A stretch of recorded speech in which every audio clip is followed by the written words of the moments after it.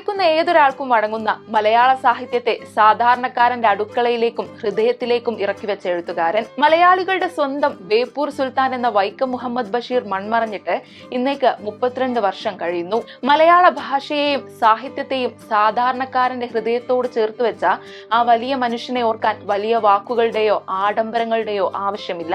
കാരണം ബഷീർ എഴുതിയത് പച്ചയായ മനുഷ്യരുടെ വിശപ്പിന്റെ പ്രണയത്തിന്റെ കഥകളായിരുന്നു.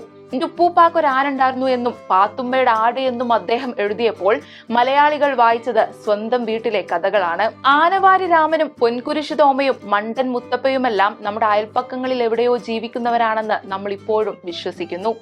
അതെ, ബഷീർ കഥകളാക്കിയത് ജീവിതത്തിൽ അദ്ദേഹം കണ്ടുമുട്ടിയ സാധാരണ മനുഷ്യരെയും അവരുടെ പച്ചയായ ജീവിത സാഹചര്യങ്ങളെ കുറിച്ചുമായിരുന്നു. കേവലം മനുഷ്യരുടെ കഥകൾക്കപ്പുറം ഈ ഭൂമിയിലെ പുൽക്കൊടിക്കും പാമ്പിനും പഴുതാരയ്ക്കും വരെ ഇവിടെ ജീവിക്കാൻ അവകാശമുണ്ടെന്ന ഭൂമിയുടെ അവകാശികൾ എന്ന കഥയിലൂടെ അദ്ദേഹം ലോകത്തെ പഠിപ്പിച്ചു. എന്റെ ഉപ്പൂപ്പാക്കൊരാനുണ്ടായിരുന്നു, പാത്തുമ്മയുടെ ആട്, ബാല്യകാല സഖി, മതിലുകൾ തുടങ്ങിയ അദ്ദേഹം എഴുതിയ ഓരോ വരിയിലും പ്രണയവും വിരഹവും വിശപ്പും ചിരിയും ഒരുപോലെ നിറഞ്ഞു നിന്നു.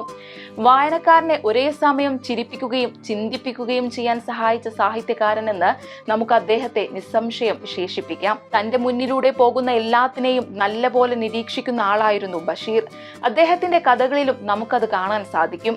1908 ജനുവരി 21 കോട്ടയം ജില്ലയിലെ വൈക്കത്തിനടുത്ത് തലയോലപ്പറമ്പിലാണ് ബഷീറിന്റെ ജനനം. 1982 ഇന്ത്യ ഗവൺമെന്റ് പത്മശ്രീ പുരസ്കാരം നൽകി അദ്ദേഹത്തെ ആദരിച്ചു.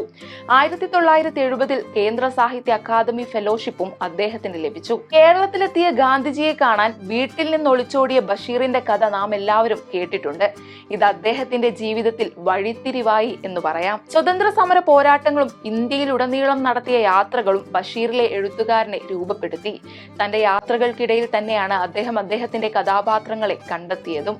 അദ്ദേഹം വിടവാങ്ങിയിട്ട് 32 വർഷങ്ങൾ പിന്നിടുമ്പോഴും മലയാളിയുടെ വായനാലോകത്ത് ബഷീർ ഇന്നും ഒരു സുൽത്താനായി തുടരുന്നു. തലമുറകൾ വ്യത്യാസമില്ലാതെ നാട്ടുഭാഷയുടെ സുൽത്താൻ ഇന്നും നമ്മുടെ ഉള്ളിൽ ജീവിക്കുന്നു.